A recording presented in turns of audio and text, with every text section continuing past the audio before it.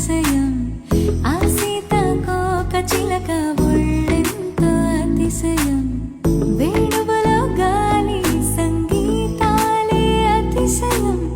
గురువెవ్వరు లేని కోయిల పాటే అతిశయం